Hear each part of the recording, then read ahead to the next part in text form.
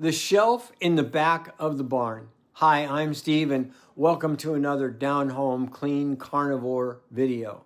In the last couple of videos that I've shared, I've told you that I never intended to write a book, at least not as a first priority. I thought that I was simply trying to get healthy, like many.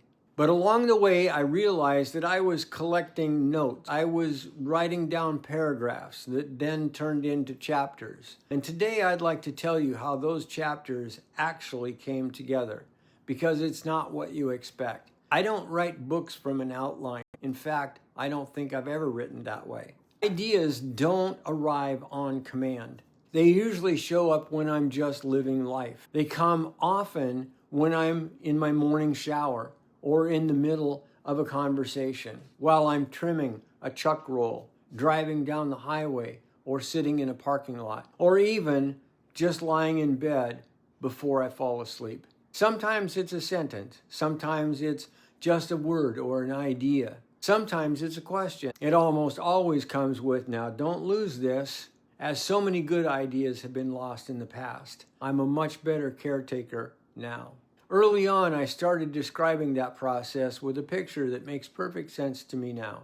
I call it the shelf in the back of the barn. If you've ever spent time around an old barn, you know that there are shelves in the back of the barn where useful things are kept for some day that you might need them. You don't throw them away. You simply don't need them today. That's how ideas work for me. When a thought arrives, I don't force it into a chapter that isn't ready for it. I simply put it on the shelf, and then I go back to living my life. What happens next, days, weeks, or even months later?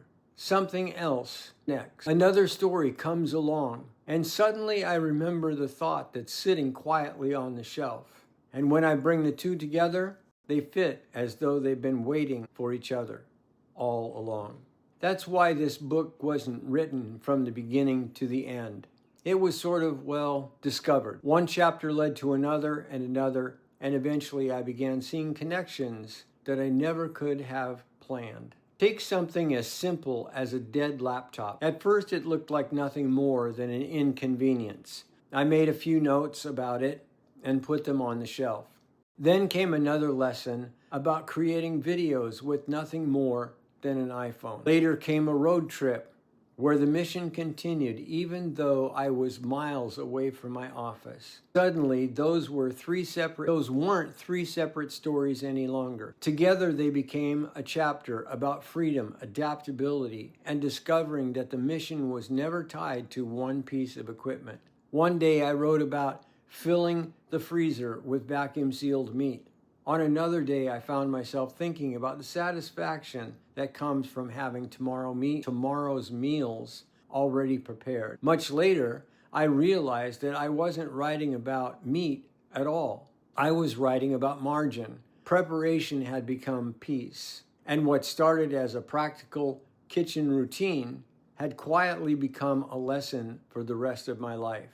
I've learned not to rush that process. When I was younger, I thought every good idea needed immediate action, but somehow I lacked the maturity to implement it, and it died there on the yellow pad.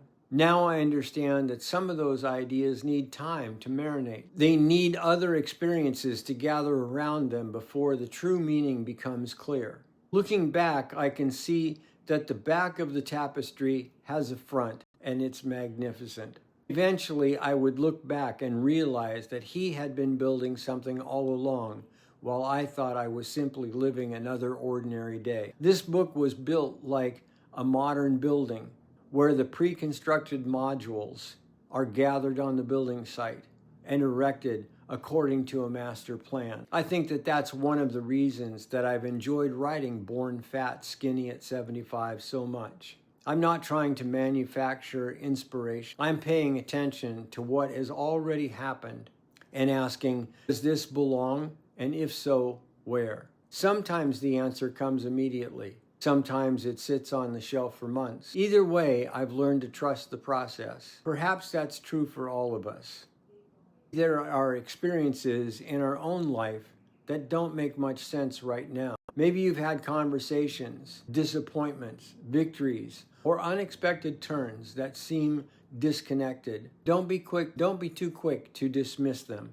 They may not be random at all. They may simply belong on the shelf for a while until the next piece arrives. I've discovered that God is a wonderful author. He doesn't always reveal the whole chapter at once. Sometimes he gives us one paragraph at a time, trusting that we'll recognize the story when we finally look back. In the next episode, I'm going to tell you about one chapter that completely surprised me. I thought I was writing it, but somewhere along the way, I realized that it was writing me.